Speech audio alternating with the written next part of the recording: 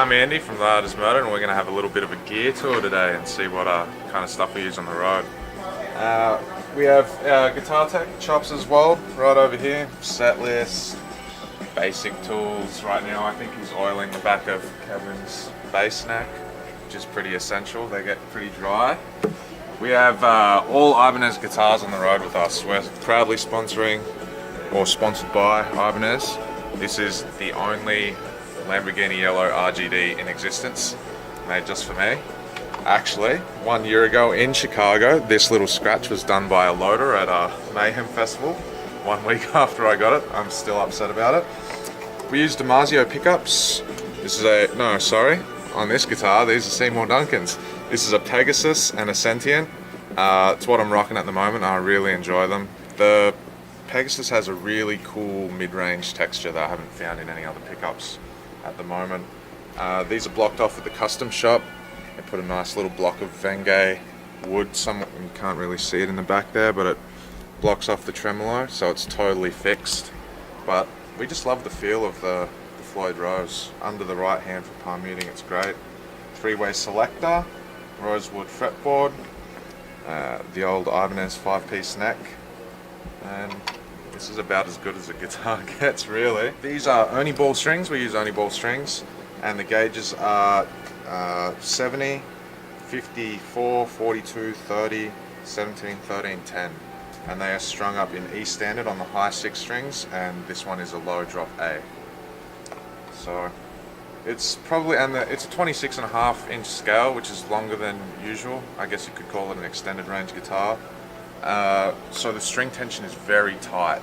I mean, a lot of people in standard playing 54 through 10 probably would not like it on a normal scale guitar, but me and Sean play very, very hard, and having the extra tension and maintaining tuning stability is pretty important. We have Sean's main guitar. I think this is a RG752. It's got a bird's eye maple fretboard, all maple neck, mahogany body. It's got this thin laminate of Wenge, which makes it look pretty cool. Doesn't really contribute anything to the sound. I guess if you had a bit of a 1/4 inch top, that might make a bit more of a difference. This is Sean's first hardtail as well, and he used Damasio Blaze custom pickups. And of important note, that all rhythm guitars on all the Artist Murder CDs ever have been recorded with a Blaze custom in the bridge. That's pretty important. We love Damasio pickups. I'm just trying out the Seymour Duncan stuff at the moment because it's cool to have new toys. But yeah, this is his main at the moment. This is my main backup. It's another RGD. It's a black one. It's done a lot of touring. Probably needs some oil on the fretboard. This is just to kind of stop some of that string resonance that kind of happens. Also, we never lock on the floating trems. It just makes tuning more annoying. It's kind of unnecessary because we don't do any dive bomb stuff. This one's had the trem blocked off as well, and for some reason it's covered with this tape. I don't remember why. It's pretty dinged up, and in this one we have a Damasio Evo 7-string in the bridge and a Air Norton in the neck. Pretty big fan of the Air Norton. We use this for all of the leads on Holy War. This exact guitar with these pickups.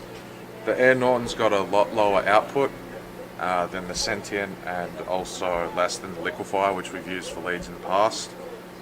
Kind of gives it a more old school, throaty kind of vibe, I think. And you can hear it in the leads on Holy War, and I like it. So that's Ibanez number 3, and then Sean's backup and previous main is this old guy, which is a beat up RG 1527. It's Prestige. Look at the rust on that. We're actually waiting on Ibanez to send us out a new bridge. And these are Blaze Customs again, as all of Sean's guitars are Blaze Customs in both positions. 25.5-inch scale, rosewood fretboard, basswood body, and here's a cool trick that we've been doing for years. That is a 9-volt battery blocking off the tremolo. We've done a gear tour before in the past and people laughed at us, but it works. It's the perfect size to get behind the bridge plate, and it stops the bridge from moving. so it's kind of ghetto touring, I guess. That's his old main, and I recorded all of the solos on Hate with this exact guitar. And then we have a few cool backups. I won't bother getting them out for you, but these are iron labels, the RG, I'm not sure what the model number is because there's so many numbers in it. And both of these are fitted out with an 81.7 and an 85.7. Stock they ship with 707s, I think. We don't really like those. Sorry, MG. But love the 81.7. It's an incredible pickup. And then we have Kevin's bass guitar. We've got this one over here. It's his favourite. It's a prestige model, active circuitry, Bengay top, all of the usual bells and whistles. It's just in the middle of getting cleaned up. And we use Ernie Ball stainless steel strings on this one. 130 to 180, 65 and 45. That's them. So, hashtag play slinky. Vocal microphone, wireless, Sennheiser, very important. It's a E935 and we have to get a new capsule for it if Sennheiser would please send this one. So, that's all of this part of the world. Go and talk about Kempers. So, we're Mesa Boogie endorsed artists and we love using Mesa Boogies. We've been using dual rectifiers, triple rectifiers, Road Kings for, I don't know, years.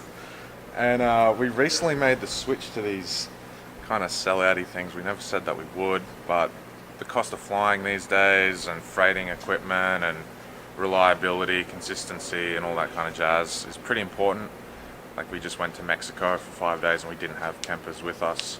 And we got some of the worst amplifiers you could imagine spec'd on our backline, like these really crazy Marshall Mode 4s that were cool 20 years ago, and Sean got a Marshall JCM 900. So obviously trying to fly like our racks and rigs around is cost prohibitive, like you just can't do it. So we had to make do with what they provided us, but we've switched to these things which come in at under 32 kilograms, so they're totally flyable. They're racked up right here in Chicago by BTPA, Bestronics. We've got a great friend down there called Brad. His family owns a company and they look after us racking stuff up, doing all of the cabling, all of these custom looms. They even put our logo and stuff on them. But we have these Kempers and we use custom profiles by a guy in Germany called Lasse Lammert from LSD Studios. He's a great friend of mine and he makes some of the best Kemper profiles on the planet. In fact, the Kemper ships default with a bunch of his profiles in it. Sorry, someone's trying to ruin our video. But he's made some cool custom one-offs that unfortunately are not available to you that we use. And then we have a Mesa Stereo 250 all-tube power amp, which we use to power our stage volume, which are these Mesa traditional rectifier cabinets. We've got this cool old school tan grill. We kind of think they're pretty classy. We actually have 8 of these that we used to use. I mean, the rest of them are in the trailer, but you know, they're very sick. We use it for stage volume. They're not mic'd anymore. We just go direct straight out of the back of the Kempers, and the Kempers run out of a monitor output which has no cab or power amp simulation into the 250, and that powers the stage volume. It's like a rock and roll show, so we still want to have cabs on stage and have live guitar sound that can, you know, the front row can still hear guitars, otherwise they might not cop it. Then we have these pedal boards, also again put together by our friends at BTPA, all super sturdy Neutrik connectors. This one's called an Ethicon, so it provides power and also sends information from the pedal to the unit and vice versa. We have spare ones run down the looms for redundancy, which I think a lot of bands should probably start doing. So if for some reason this gets kicked out and some kid gets on stage and just snaps this off, we can pull this out, put this one straight in, switch it out for the other one at the back, and we're ready to go again. It actually plugs into the pedal board, so we've got a patch bay here, and then that runs into here, so nothing ever really has to get plugged into the pedal board, if at all. And then we have this spring-loaded Mission Expression pedal. We don't have any whammy stuff. Maybe we might one day. But we use this for a wah, or sometimes. And then we just have the performance setup. So we've got, you know, a tight rhythm, a super tight gate, a normal rhythm sound, ambient reverb, delay sound, and then a lead sound. And then this is also pretty important. We've zip tied off a lot of these buttons that we don't use. It's a neat little trick that we learned from our good friend Ben Fenwick, who's the guitar tech for Parkway Drive. They use Kempers also. And there's this loop button. If you accidentally press that in the dark instead of your tuner, it will start looping whatever you've just played. And I don't really know how to use the Kemper that well, so I couldn't deactivate the looper. So we've zip tied all of these buttons that we don't use, that change banks and switch you to all these other kind of things that you don't need. Pretty important because it's a dark lit stage and you can't always see everything. And the funniest thing that ever happened with that was Parkway Drive were playing in front of 5,000 people on our last tour in Europe, and the guitar player's gone to tune and pressed the looper button instead of his tuner button, and then he couldn't turn it off, and it was just looping an open G string for like 30 seconds in a song as they had to turn the whole Kemper off and reboot it. So yeah, we zip tie. Cabinets are loaded with Celestion Vintage 30s, Mesa branded ones, so they're totally different from the actual Celestion ones. I like them better. They're a lot darker, really strong mid-range, lots of good low end, that kind of jazz. A couple other special things. We just use these cheap Line 6 wirelesses. Sennheiser haven't given us an endorsement, so we can't afford the nice ones. But yeah, they're really cheap at Guitar Center. They're like a couple $100, and they die all the time. So I don't recommend them, but they do the trick. And if they break, you know, it's only a couple of $100. And we have down here, there's a patch bay on the back of our rack. So PowerCon comes in. That's the blue one with the yellow. That's what powers the whole system. Then we have the remote to the left of that goes out to the Kemper remote, and then we have a signal that feeds the power amp. It's that Damasio cable down there, and then the XLR goes to front of house. You can't really see it from back here, but we actually run an Ethernet booster. It's this little box that's mounted in the back of the rack that goes between the Kemper and the Ethercon signal that goes to the pedal board. That's really important because if you don't have an Ethernet booster, the Kemper can only really run a loom that's about 25 feet long. Otherwise your pedal won't get power and it won't work. So we have these little boxes. They're used for networks and stuff, like crazy computer nerd stuff. And that allows us to run looms up to like 150 feet. So that's Kemper World. Sean's Kemper World is exactly the same, except he has no expression pedal, because Sean's kind of clumsy and also he doesn't really need one. So yeah, it's pretty simple. Cool function we learned this week is if you hold the tap button down, it has beat detection, and we didn't know about that. So we've been stupidly tapping in tempos and kind of screwing them up, but if you just hold the button down, it'll detect the tempo that you're playing at and trigger the delays and reverb speed and time. It's really an insane feature. And we have this world over here. This is another rig that we built and designed with BTPA, Bestronics. It's like a spaceship. It kind of does as many things as a spaceship would do.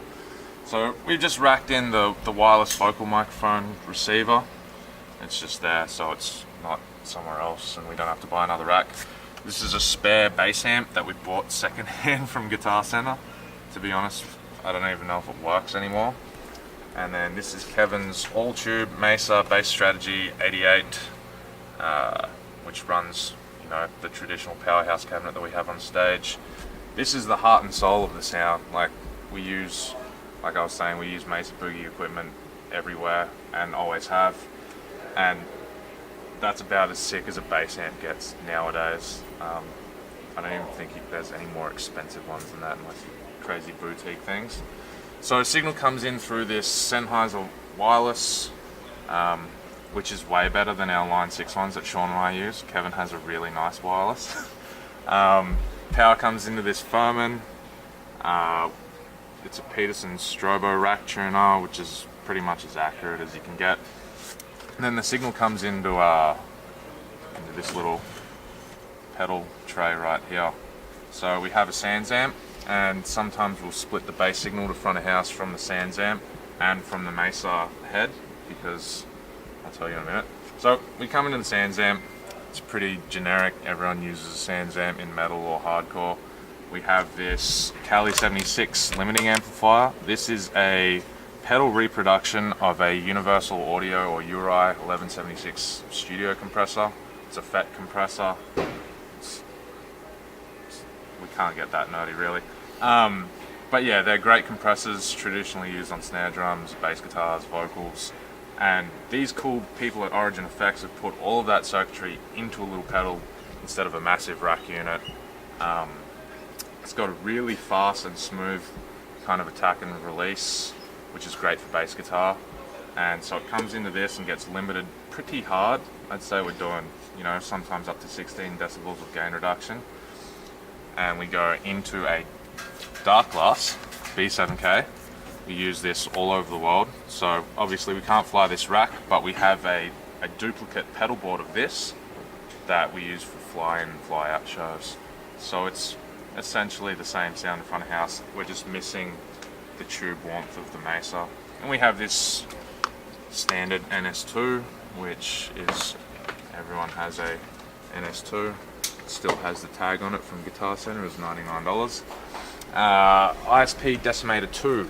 This is run in the effects loop of the amplifier. That's very important because often you'll get really, really bad power at a lot of these venues, or the lighting will contribute noise to the electricity on stage. So we just put this in the effects loop of the Mesa, and if there's any kind of ground hum, electrical hum, we're next to a train station today, so there's probably going to be pretty bad power. We'll just turn this threshold up until it kills that buzz or hum. It's not there to suppress noisy playing or palm mutes or anything like that. It's only there to get rid of the buzz, because we go, I don't know if you can see around the back here, but we take an XLR straight out of the back of the amp, and then it's pretty important to note that that's post EQ.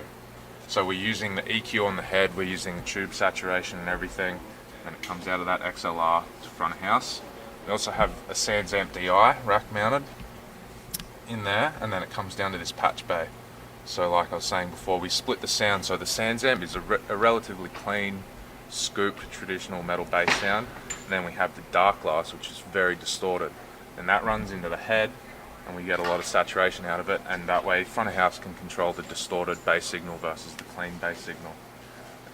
Then we have these speakercon cables, which run to our Mesa Engineering 8x10, and then AC power comes in via PowerCon, and that powers the whole rack. It's pretty effing easy to turn on and off.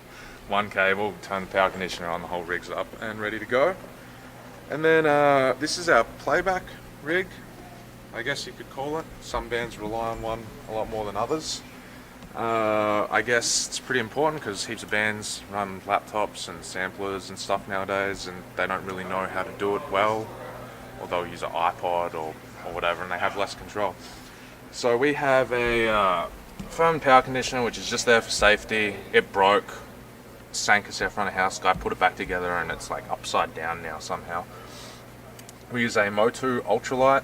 It's a very stable drivers. It's a great interface. It has everything that you need to run playback for playing live shows.